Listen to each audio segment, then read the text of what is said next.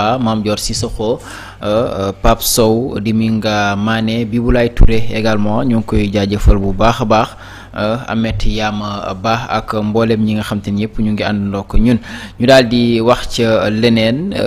ñëwaat ca la nga xam te ne moom moo di ndaje mi amoon démb ci diggante njiitu réew mi Bassirou Diomaye Diakhar Faye ak ki nga xam te moo di njiital réewum France ñu gis ne ñoom ñaari kilifa yooyee daal di nañu daje démb foofee ca Séville ca conférence ba nga xam te ne moom lañ fa organiser woon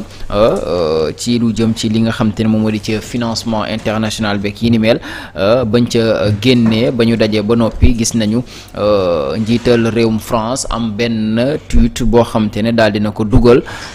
di leeral ne ñoom ñaar ñi de tase nañ fa te am na lu ñu waxtaanee mu ne Séville en marge de la conférence des Nations Unies sur le financement du développement j'ai échangé avec le président Diomaye en pleine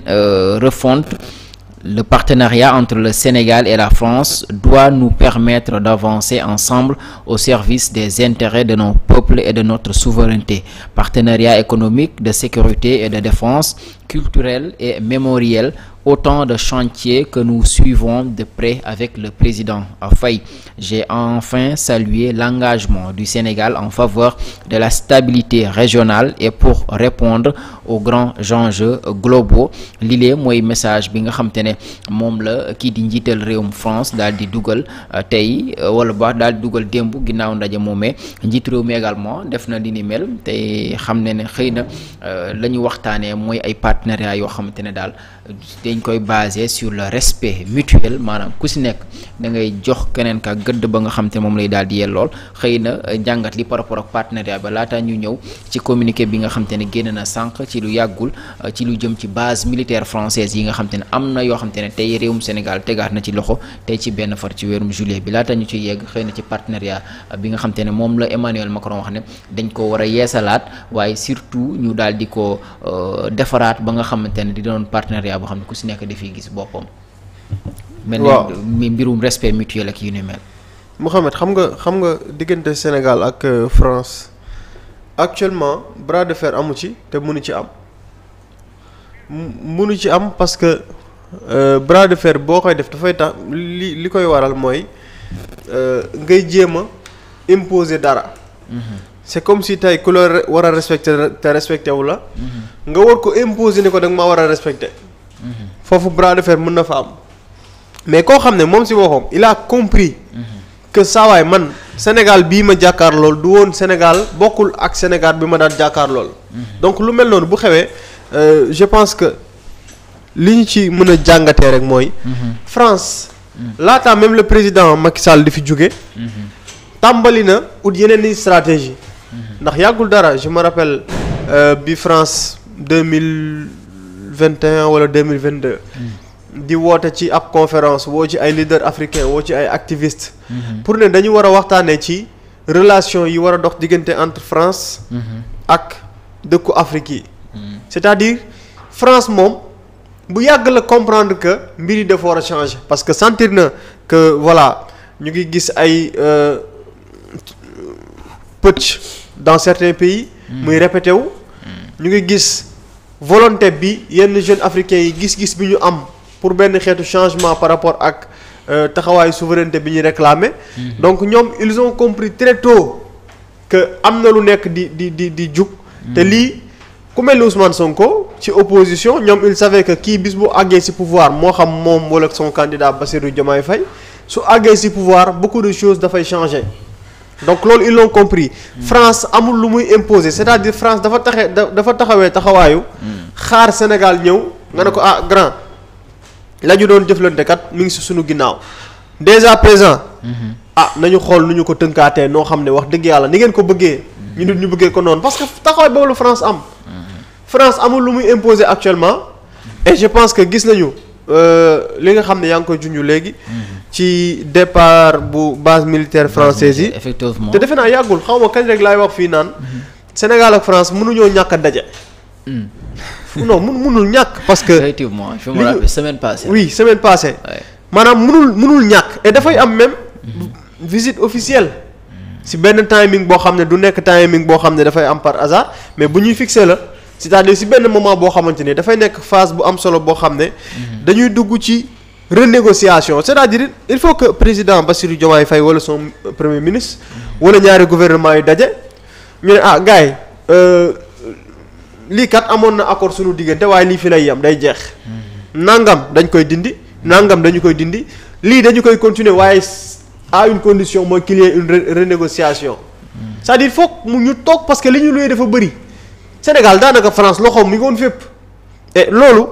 nguur gu mel nii bu ñëwee indi apporter ay changements bokk na ci départ base militaire française yi nga xam ne effectivement communiqué baa ngi nii voilà xëy na ma jàngal leen ko muy communiqué boo xam te ne ambassade bu réewum France bi nekk fii ci Sénégal moom moo ko daal di def communiqué de presse Dakar le 1er juillet 2025 ñu ne comme annoncé par le communiqué conjoint du ministère sénégalais de l'intégration africaine et des affaires étrangères et du ministère français de l'Europe et des affaires étrangères du 12 février 2025, la commission conjointe franco-sénégalaise réunie à nouveau le 16 mai 2025 a examiné le calendrier des modalités de remise à disposition du Sénégal des dernières emprises utilisées par les éléments français au Sénégal. Cette commission a également poursuivi les travaux de rénovation du partenariat bilatéral de défense et de sécurité. Conformément à la décision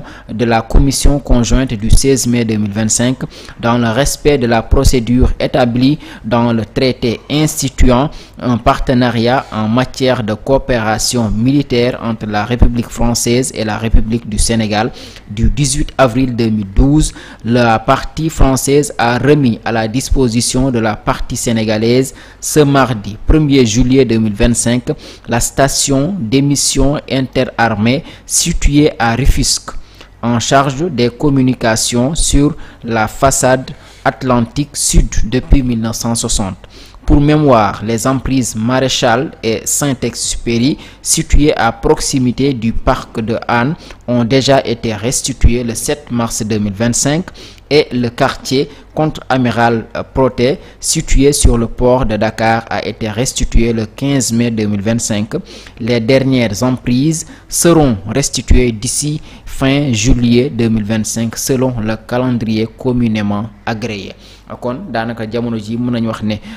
delloo nañu lu tollook ñett ci ay bases militaires yoo xam te ne ñoom waa élément français yi ñoo ci nekkoon delloo dañ ko waa Sénégal yeneen yi des laata weeru juillet bii di dee dinañ ko delloo ñi nga xam te ñooy di waa Sénégal kon daal bu juillet di jeex moom fekk ne jeex nañ day fekk ñoom matal nañ sëkk jërëjëf xam nga loolu rek jar na kontaan donc loolu yëpp ay décision la yu jóge ci njiiti réew mi le président Bassirou Diomaye Faye bi ko journaliste bi di poser question par rapport ak base militaire française yi réponse am loolu la nekkoon mooy est-ce que yéen ci seen dëkk di ngeen nangu yeneen base militaire di ko occuper donc ñun aussi du ñu nangu loolu je pense que looloo waral décision bi mu amee Macron la France ak ñenn ci ñu leen di waxal ils ont voulu faire croire que bon il y a eu discussion comme si daal base militaire française buy jógee ci yenn réew yi il faut nga ñëw woo leen ñaa leen permission bon dañoo bëggoon seen base yi dem je pense que am na démenti yu ci am ba ci premier ministre leeral ne ñun ñoo jël décision ne ñun base yi dañuy jóge ci réew mi ñun ñoo ko décider wax ko ñañ ko war a wax ñu daal di koy appliquer parce que mais suñu dëkk la ñun ñooy wax luy am ñun ñoo fi dogal donc loolu bokk ci yenn effort yu am solo yoo xam ne def nañu ko et je pense que comme ni ma ko waxee Emmanuel Macron am na loo xam ne moom comprendre na ko diggante Sénégal ak France am na loo xam ne mënatul nekk te loolu tubaab yi la ko gën a xam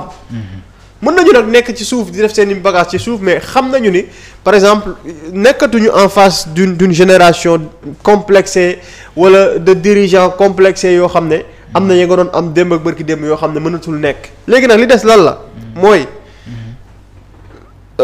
laataa sax lu dul sax gise yi nga xam ne dañu gisante accidentellement parce que nag il faut dire que le président Bassirou Diomaye Faye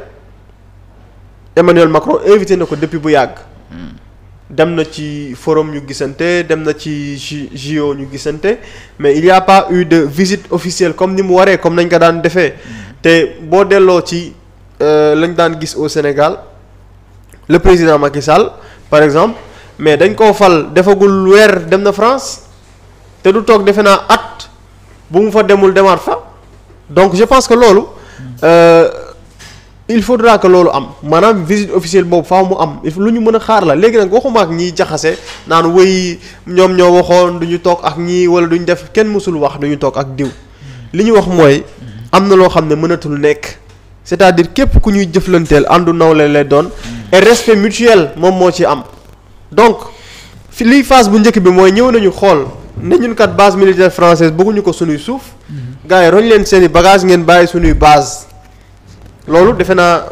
d'ailleurs sax am na ñu toogoon ci réew mi ne wéy loolu dañuy wax nii rek mais bon kenn du fi jëlee base militaire française ñoom loo wax ñu ne la du am du mënta nekk ci dëkk bi loolu lii dañ ko war a def xooluñu lu arrangé Sénégal xooluñu des pseudo intellectuels yoo xam ne dañuy toog ci plateau yi nga ne leen retrait des bases militaires françaises ñu naan bon peut-être loolu ñàkk expérience mais ils comprennent pas parce que comme disait l'ex-président de la République que jëlee fi base militaire française Macky bi muy soog a ñëw fekk fi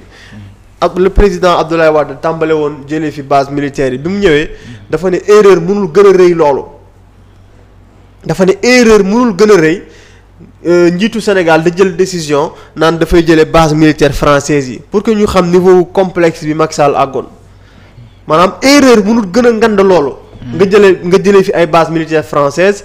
li mu indi comme argument mooy que oui ñun actuellement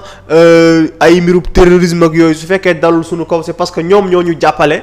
ñoom ñoo ñu jàppale ba loolu mënul dal ci suñu kaw. donc pour dire que peut-être nous venons de loin. Et aujourd'hui ñi nga xam ne ñooy njiit yi ñëw nañu ak seen vision assumer vision bi ñu am je sais pas ndax bokk na ci say point les propos du premier ministre. dinañ si ñëw par rapport ak. maa ngi gis tollé bi mu jur yëpp. mais li tax ma jël exemple boobu mooy. Ousmane Sonko quoi qu'on puisse dire c'est-à-dire mën nga bañ a ànd ak moom d'accord mais am na constance ci li muy wax. mooy la mu doon wax démb ak bërki démb tey loolu la nekk di wax loolu la nekk di doxal le président Bassirou Diomaye Faye li nga daan gis bu njëkk mooy su président Sénégal gisante ak président France ci saa si daw na ci page Twitter ba mbaa Facebook commencé bind lu ne nga dugg ci mais démb le contraire lañ gis c'est-à-dire Emmanuel Macron laataa ñuy président de si tweet sax gaawantu na def si tweet bind waaw et puis les termes yi muy utiliser dans son tweet pour man loo ci gis rek misaal la. kon nangu na ne partenariat mu ngi ci refonte maanaam ñu ngi koy. defaraat lu ñuy tabaxaat la. waaw daaw maanaam du demee ni mu daan demee. moo tax ma ne la ñoom comprendre nañ ba pare loolu amatul bras de fer amatul lu ñuy xëccoog ñoom. ñoom comprendre nañu. mbir yi de na mu daan doxee mënatul continuer di doxee noonu. te loolu dama jàpp ne lu am solo la ñoom comprendre nañ loolu bien avant ay at ci ginnaaw que diggante bi lu ñu war a xoolaat la booy jëflanteeg ay njiit maanaam Afrique. population yi daan na ci bëri ñu yeewu mais malheureusement da ngay am un président complexé c'est ça le problème mooy yow jeune africain bi da ngay rêver à ce que nga am dëkk bu souverain waaye malheureusement yàlla daf lay natoo njiit boo xamante ne ni dafay topp di taxawaalu ci ginnaaw ay njiitu France ak di am benn complexe bu mu am vis-à-vis de la France ak caay-caay bu mu am parce que lu ci bëri ci lu ñu leen di xoolal élection yi passé élection bu musaan a am bon Ousmane Sonko lan lañ ko doon conseillé